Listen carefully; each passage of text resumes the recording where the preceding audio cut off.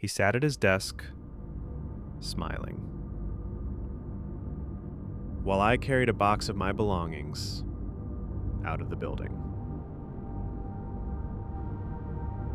What I didn't know then was that he had made the call himself. And what he didn't know was what was coming. Welcome to VicRecoil. Today's story comes straight from Reddit, and this one is personal. This is the story of a man who trusted the wrong person, who paid for that trust with his job, his reputation, his income. And the man who did it to him eventually needed something only one person could give him. Let's get into it. They had worked together for 3 years. Same team, same office, same lunch breaks. He considered him a friend, not just a coworker, a real friend, the kind you share ideas with, the kind you trust with the things that matter. He had no idea that trust was being quietly cataloged, stored for the right moment. The right moment came on a Tuesday afternoon. His coworker walked into the manager's office, closed the door behind him, and told a story. Not the full story, not an honest story, just enough of a story, carefully shaped, carefully timed, to do exactly what he wanted to do. He was called in the next morning. He assumed it was a routine meeting.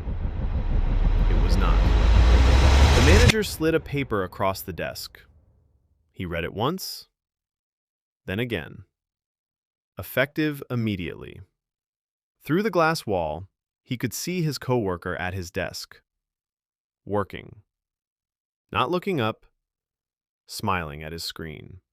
He packed slowly, 3 years of his life fitting into one cardboard box. Nobody said anything. Colleagues looked away.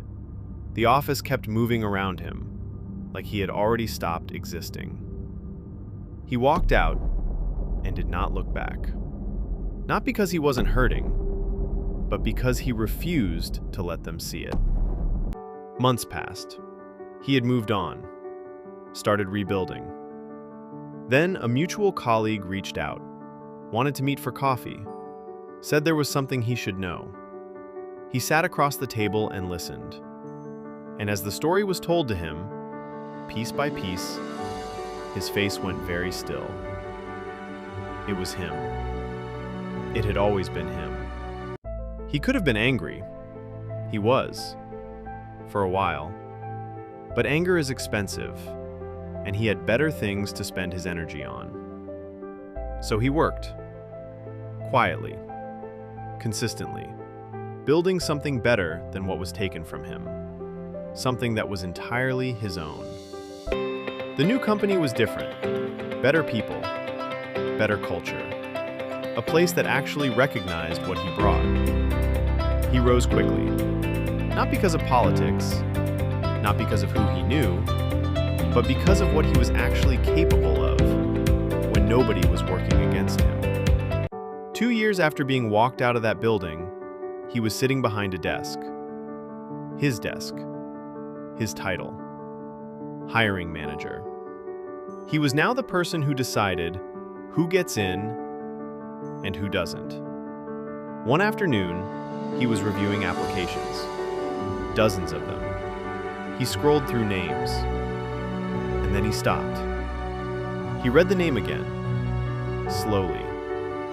He set down his coffee and sat very still for a long moment. He called him in for an interview. Standard process. The man walked in, sat down, looked up, and saw him. The silence between them lasted exactly 3 seconds. He smiled politely, opened his notebook, and said, "Thank you for coming in." He did not get the job. There were other candidates, more qualified, better suited.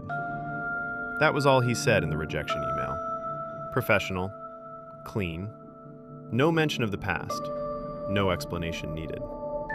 The universe had already written the explanation.